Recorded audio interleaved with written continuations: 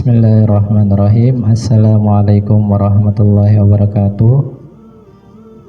Hari ini bertemu lagi anak-anak Bapak kelas 1 bersama Bapak di pelajaran fikih. Ini kita lanjutannya di pelajaran berikutnya, masih di tema mengenal sunnah dan makruh dalam berwudu. Nah, ini di pertemuan sebelumnya kita sudah mengenal sunnah-sunnah dalam berwudu lah, yang makruhnya belum lah, tapi nggak apa-apa, kita ulangi sedikit lah. Bismillahirrahmanirrahim. Dengan nama Allah yang Maha Pengasih lagi Maha Penyayang. Sunnah dalam berwudu itu banyak lah, banyak. Nah, ini diantaranya. Jadi Bapak akan sebutkan hari ini kita mengenal sunnah-sunnahnya lah, yaitu di sini Bapak akan menyebutkan ada 13 sunnah dalam berwudu lah. Yang pertama yaitu membaca Bismillahirrahmanirrahim lah. Ini bisa dibuka anak-anak Bapak sambil Bapak bacakan, sambil disimak di bukunya di halaman 19 lah. Nah, jadi yang pertama sunnah dalam berwudu adalah membaca Bismillahirrahmanirrahim. Jadi sebelum kita berwudu tuh baca dulu Bismillahirrahmanirrahim lah, Bismillahirrahmanirrahim. Nah, sunnah lah. Yang kedua yaitu membasuh kedua telapak tangan sebelum berwudu. Nah, jadi sebelum berwudu tuh disunnahkan membasuh kedua telapak tangannya lah. Nah, di bukunya itu ada gambarnya di situlah. Basuh telapak tangan. Yang ketiga yaitu memakai siwak. Di situ ada juga gambarnya siwak ya. Kalau siwak itu ya, kalau kita di sini biasanya gosok gigi ya lah. Tapi kalau siwak ini ada sebenarnya juga lah, kayu Arab, kayu siwak dijual, biasanya ada yang jual jual minyak harum, tasbih, peralatan sholat tuh ada biasanya jual siwak lah. Kemudian yang keempat berkumur.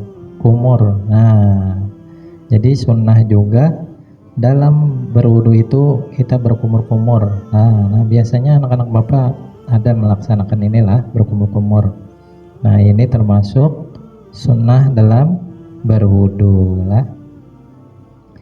Yang kelima yaitu memasukkan air ke dalam hidung lah. Jadi dimasukkan air ke dalam hidung, istinsya lah. Yang keenam mengusap seluruh kepala. Nah, kalau kita biasanya nih kan membasuh sebagian kepala. Nah, ini sunnah seluruh kepala.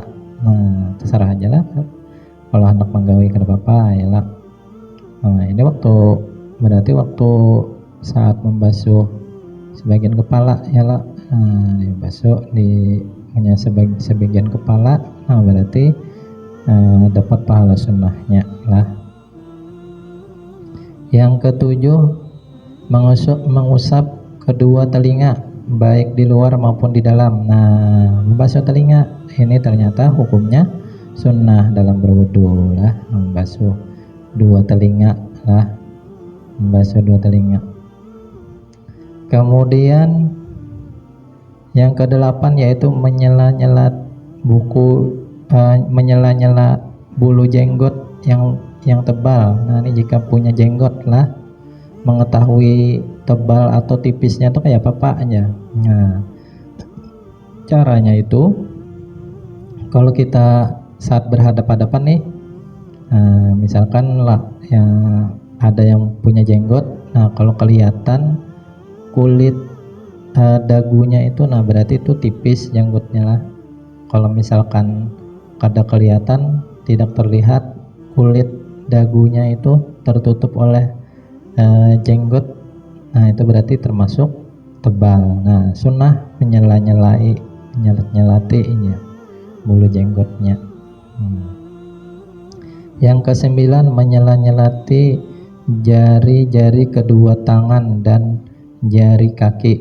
Nah, ini sudah Bapak contohkan di kelas lah, ada sudah Bapak contohkan cara bagaimana menyela-nyelai jenggot, bagaimana menyela-nyelai jari tangan dan jari kaki lah. Yang ke-10, mendahulukan yang kanan dari yang kiri. Nah, ini maksudnya misalkan kita membasuh dua tangan, ya lah, yang didahulukan dulu ke tangan kanan, baru selesai 3 kali membasuh tangan kanan, baru ke tangan kiri 3 kali. Nah, ya, kemudian nomor ke-11, 3 kali. Nah, jadi sunnah membasuhnya itu dalam berwudu 3 kali, membasuh tangan 3 kali, tangan kanan, membasuh tangan kiri 3 kali lah, 3 kali. Nomor 12, berturut-turut. Nah, jadi berturut-turut membasuhnya tuh, jangan diselang-selangi. Jadi misalkan kena yang pertama basuh tangan kanan, kena mbahnya tangan kiri, tangan kanan, tangan kiri, tangan kanan, tangan kiri, ulang lah. Nah, munyamualat itu berturut-turut, artinya basuh dulu tangan kanan 3 kali dulu, basuh ya tangan kanan. Nah, selesai tangan kanan baru tangan kiri, pulang berturut-turut gitu. Nah, itu maksudnya mualat tadi, lebar turut-turut.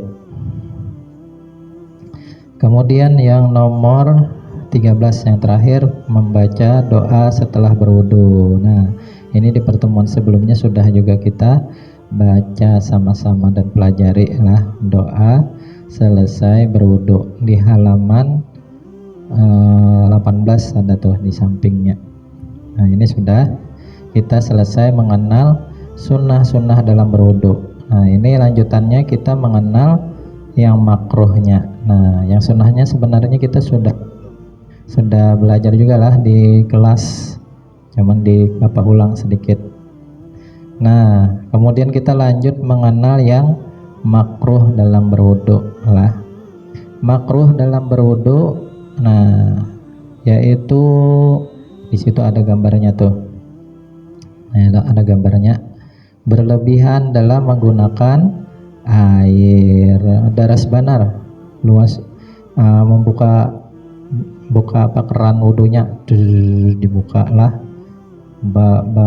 orang boros air. Nah, berlebihan dalam menggunakan air ini termasuk makruh dalam berwudu, makruh lah. Kemudian makruh lagi berbicara selain bacaan wudu. Nah, sambil berwudu sambil ngobrol, nah makruh lah. Di situ ada tuh fotonya tuh, lihat dia sambil berwudu sambil ngobrol ya lah, sambil berpenderan. Apakah yang dipenderkan lah? Nah, itu makruh dalam berwudu sambil berbicara, sambil berpenderan. Nah, kemudian makruh lagi lebih dari 3 kali ketika membasuh dan mengusap di dalam berwudu. Nah, itu bisa dilihat di halaman 20 lah. Nah, dibuka. Nah, lebih dari 3 kali membasuhnya itu termakruh. Nah, kan tadi batasannya 3 kali itu sunnah 3 kali membasuh, contohnya membasuh tangan lah. Nah, membasuh tangan 3 kali, lalu ini membasuh 4, 5, 6, 7, nah, bewas-waskah lah, kada tahu lah. Nah, lebih dari 3 kali. Nah, ini makruh dalam berwudu lah, termasuk juga lah ini boros air ya lah. Kemudian meminta bantuan pada orang untuk membasuhkan anggota badan yang harus diwudui kecuali karena adanya uzur lah. Meminta bantuan kepada orang untuk membasuhkan anggota badannya dalam kurung yang harus diwudui, nah, kecuali karena adanya uzur. Maksudnya itu kita nih sehat-sehat afiat aja lah, sehat afiat, kau aja berwudu sendiri lah. Nah, lalu minta bantuan orang nah anu pang ya basuhakan pang, gosokakan nih tanganku ya, tangan saya. Nah ini makruh ya lah. Nah, kecuali karena ada uzur garing kah lah, sakit misalkan lagi sakit nih di rumah sakit lah, lalu hendak berwudu, nah minta wudu akan lawan lawan sama teman atau sama saudaranya, saya mau sholat, tolong bantu saya berwudu. Nah ini ada uzur, ada apa-apa lah. Nah ada ini tidak ada uzur apa-apa, lalu minta bantuan pada orang lain lah untuk membasuhkan anggota badannya.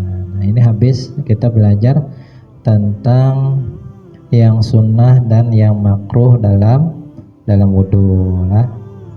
Nah ini sebelum Bapak akhiri, Bapak punya tugas, tuliskan 5 contoh yang sunnah dalam wudhu lah. Nah itu ada aja di halaman 19, pilih aja lah. Nah terserah yang mana, 5 dituliskan. Kemudian tuliskan yang makruh dalam berwudhu 4 beting lah, ditulis di dalam bukunya ada lah.